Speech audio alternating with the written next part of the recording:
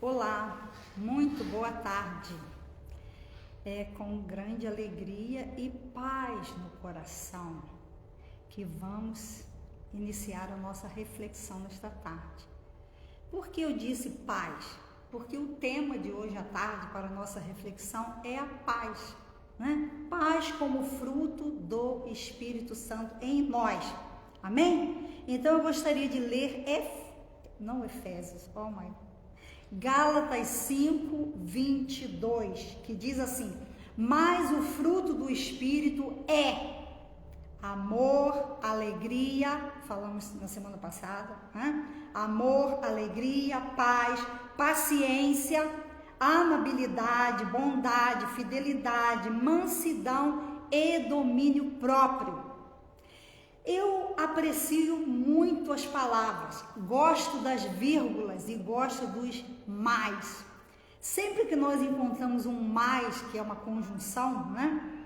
Falando aí um pouquinho da língua portuguesa, significa que algo oposto a isso foi mencionado anteriormente, né? Mas o fruto do Espírito é. E o que não é fruto do Espírito? Ou o que é oposto ao fruto do Espírito? Boa pergunta. Está no versículo 19, que eu gostaria também de ler, porque a palavra de Deus, ela não voltará vazia, mas ela tem esse propósito, ela cumpre o propósito para o qual o Senhor a designou. Então eu vou ler também o versículo 19, que diz: ora, as obras da carne, que é o oposto, né, ao fruto do Espírito, as obras da carne são manifestas, 2 pontos, imoralidade sexual, impureza e libertinagem, idolatria e feitiçaria, as duas andam juntas, ódio, discórdia, ciúmes, ira, egoísmo, dissensões, facções e inveja, embriaguez, orgias e coisas semelhantes a estas. Eu os advirto, Paulo diz, né? Como antes já os adverti, aqueles que praticam essas coisas não herdarão o reino de Deus. Mas o fruto do Espírito é. Aí nós temos, portanto, esta relação, né, que eu li a princípio, né? Amor, alegria, paz. E hoje nós vamos estar falando sobre paz, né? Paz, aqui eu mencionei esse texto em Gálatas capítulo 5, verso 22, que fala da paz como fruto do Espírito.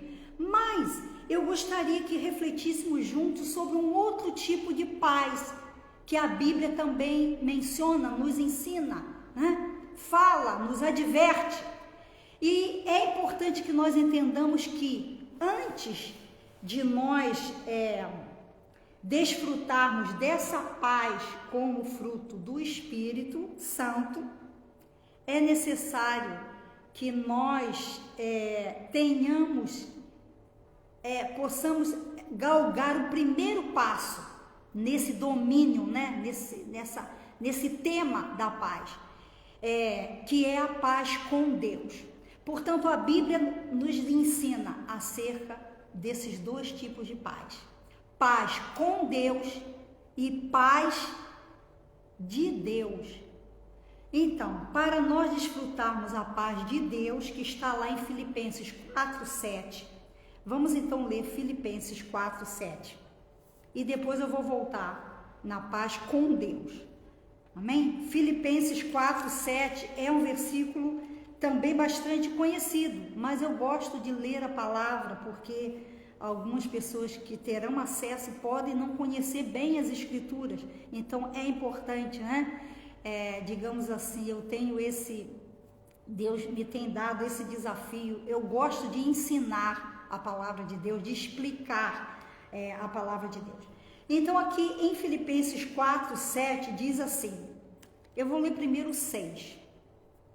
Não andeis ansiosos por coisa alguma, né? Não andeis ansiosos por coisa alguma. Mas, olha aqui o mais. Mas em tudo, pela oração e súplicas e com ação de graças, apresentem seus pedidos a Deus. Qual vai ser a consequência de fazermos isso? De rejeitarmos, de não andarmos ansiosos. Vamos prestar atenção aqui no ensino. Não quer dizer que a ansiedade não venha bater a nossa porta. Uma coisa é, eventualmente, numa situação pontual, podemos até ter um pouquinho de ansiedade, mas a palavra diz: não andeis ansiosos. Ou seja, não é você trilhar este caminho de ansiedade. Ou seja, o que Deus está dizendo, não esteja constantemente ansioso. A ansiedade bate a porta? Olha, a minha porta quantas vezes, com tantas coisas, com tantas situações, com problemas que nos pega assim desprevenidos, e nós ficamos ansiosos. Porque o que é a ansiedade? Vamos aqui definir um pouquinho a palavra.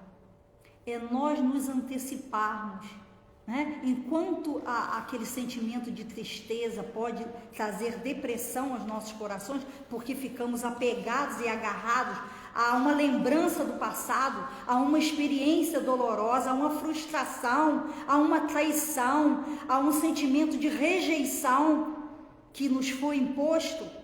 Isso pode nos levar a um sentimento, né, de depressão, a um estado depressivo. Mas a ansiedade é o contrário, é nós estarmos no hoje, mas tentando controlar o amanhã. E nós sabemos que o amanhã pertence a Deus, né? O amanhã pertence a Deus. Deus não quer que nós estejamos nem vivendo o ontem, né, o passado.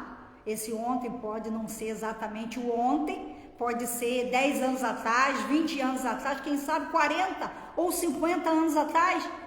Deus não deseja isso.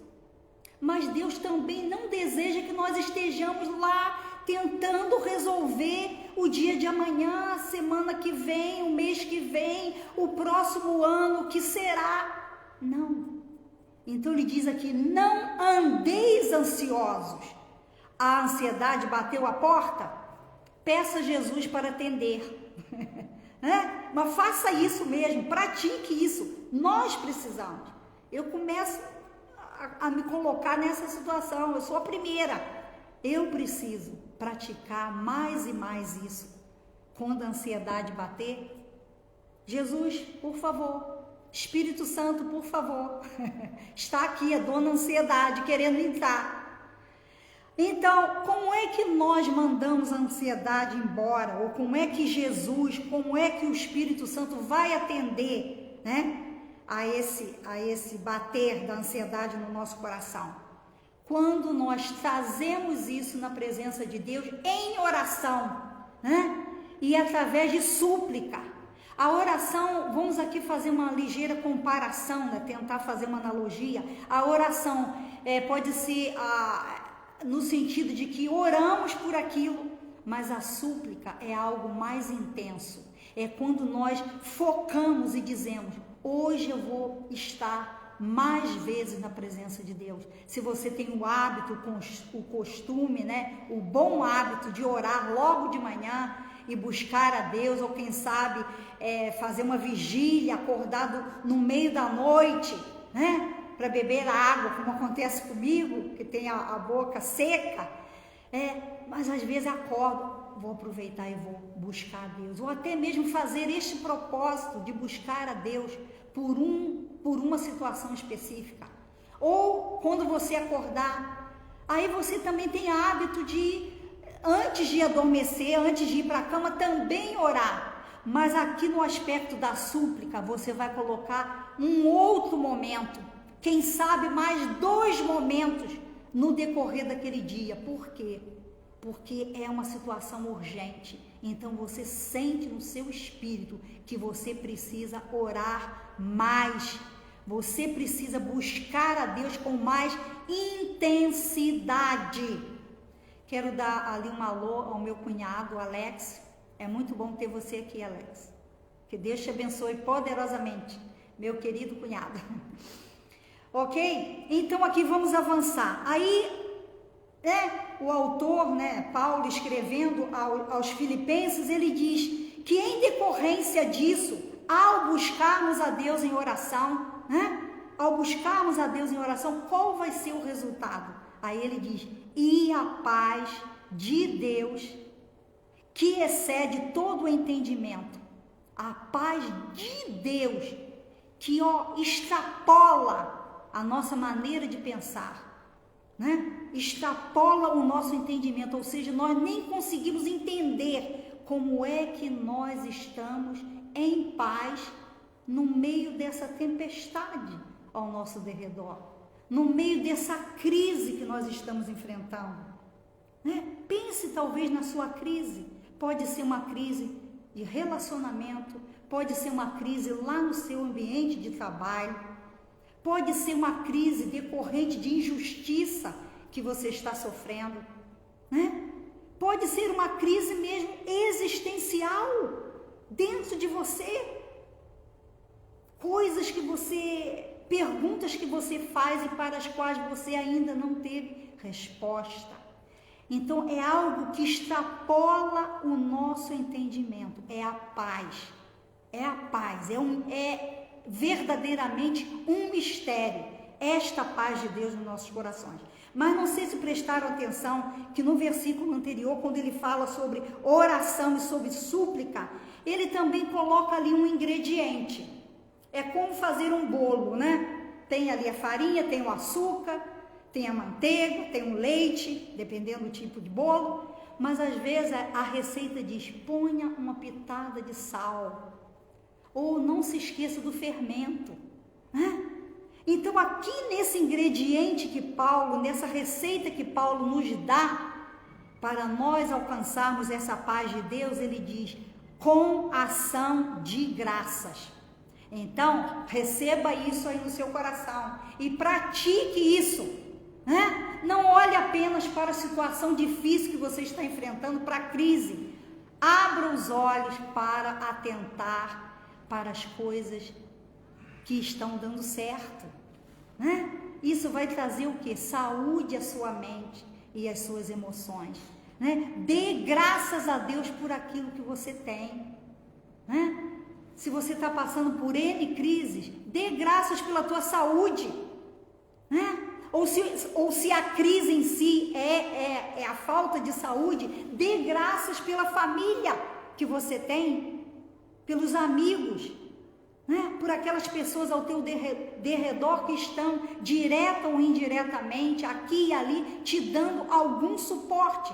Eu tenho plena certeza, convicção, que nas nossas vidas, mesmo passando por dificuldades, todos nós temos alguma coisa, alguma razão, não só alguma no sentido de uma ou duas, nós temos nós temos muitas razões para agradecer a Deus.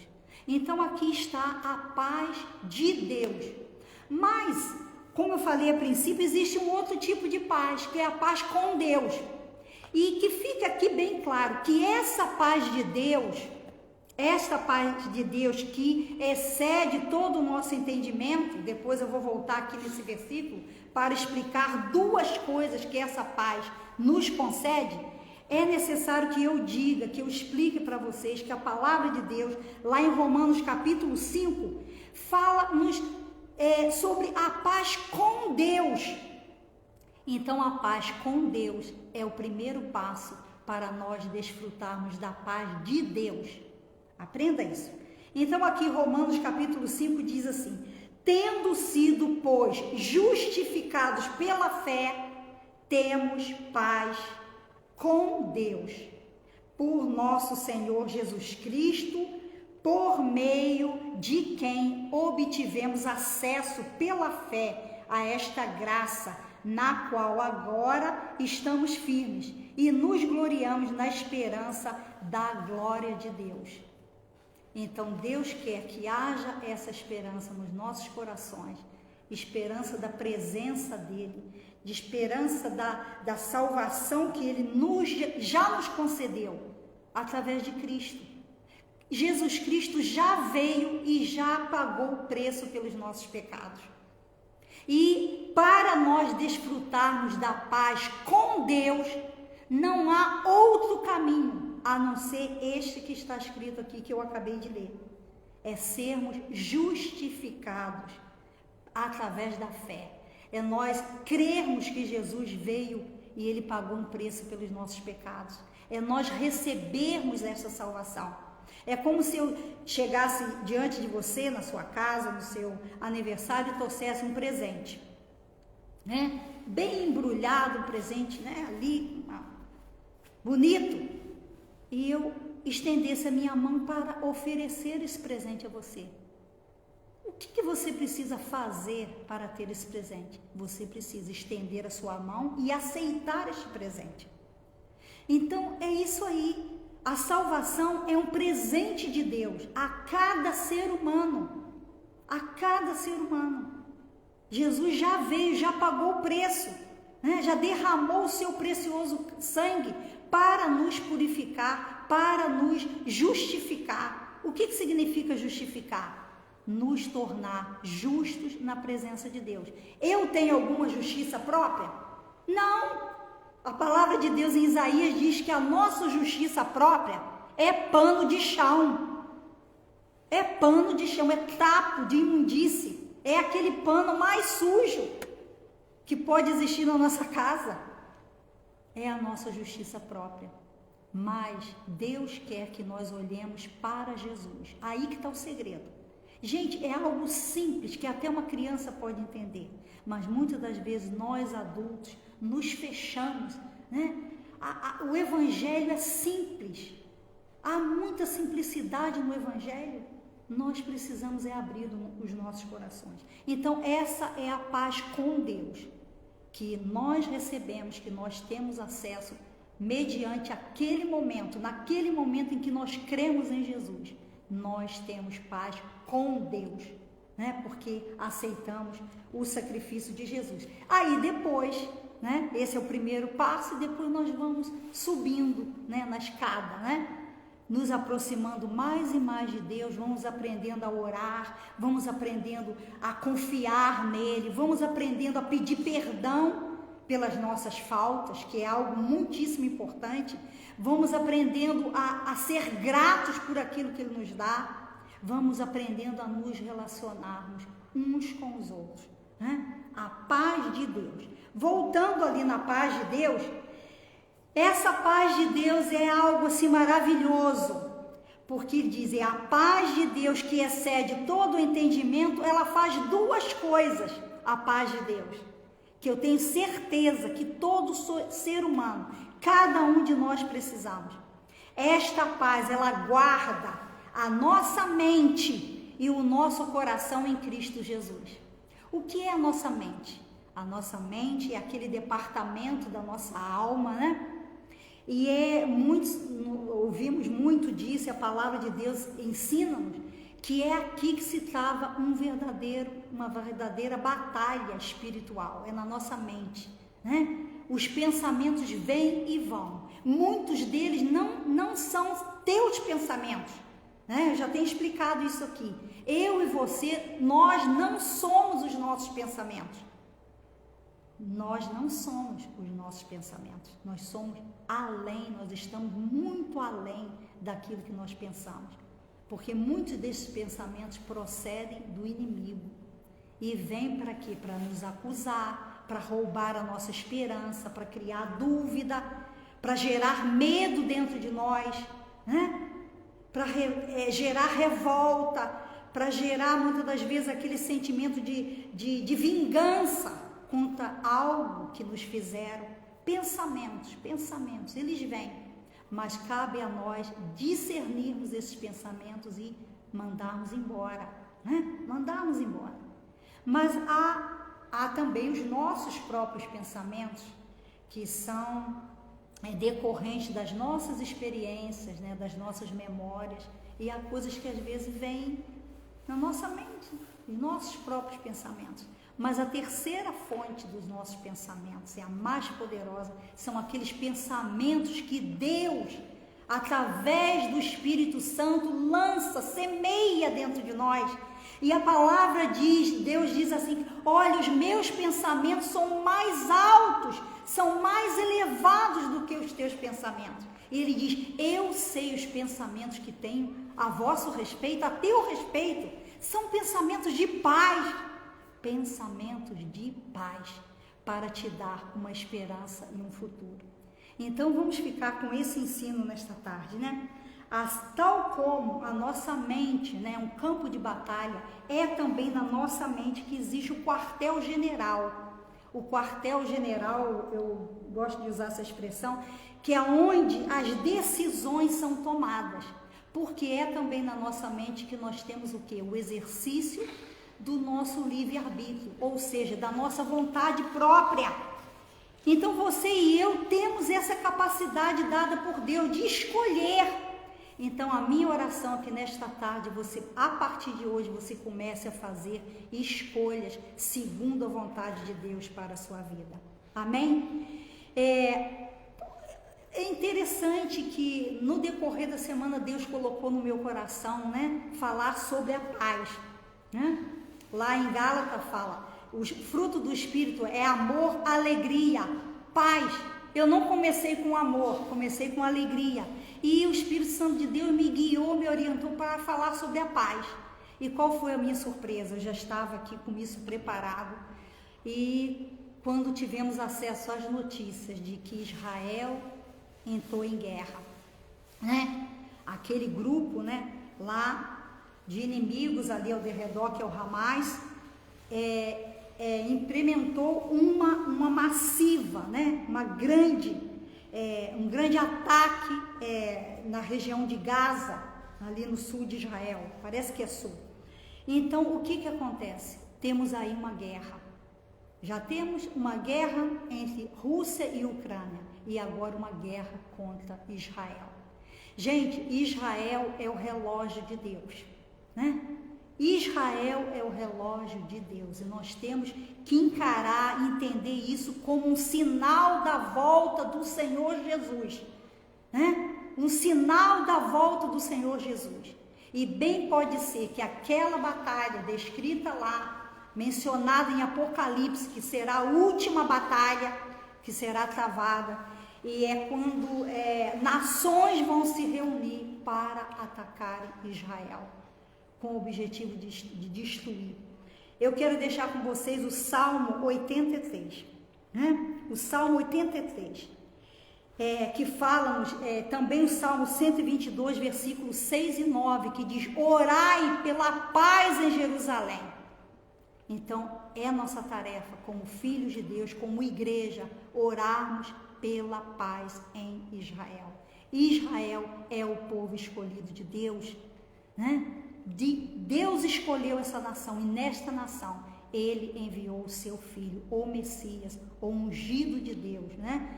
O nosso Senhor Jesus. Eu quero ler aqui rapidamente, antes de nós terminarmos, o Salmo 83 e quero deixar esse desafio no teu coração, de você estar orando por você mesmo, tomando posse da palavra de Deus, tomando esse primeiro passo de ter a paz com Deus e de seguida começar a desfrutar da paz de Deus no seu coração e que Deus te levante também como intercessor pela sua família, né? Por aqueles que você sabe que ainda não creem em Jesus e também pela nação de Israel. Então eu vou ler o Salmo 83, diz assim: ó Deus, não te emudeças, não fiques em silêncio, nem te detenhas. Ó Deus, vê como se agitam os teus inimigos, como os teus adversários te desafiam de cabeça erguida, com astúcia conspiram contra o teu povo, tramam contra aqueles que são o teu tesouro. A Bíblia diz que Israel é a menina dos olhos de Deus. É uma nação perfeita? Não, não é. E muitos deles ainda não creem em Jesus como Salvador. Jesus veio para eles e eles muitos ainda não creram, mas Deus continua de pé com a sua promessa de restauração, né? Porque esta nação é o povo escolhido de Deus e Deus vai cumprir o seu propósito com Israel.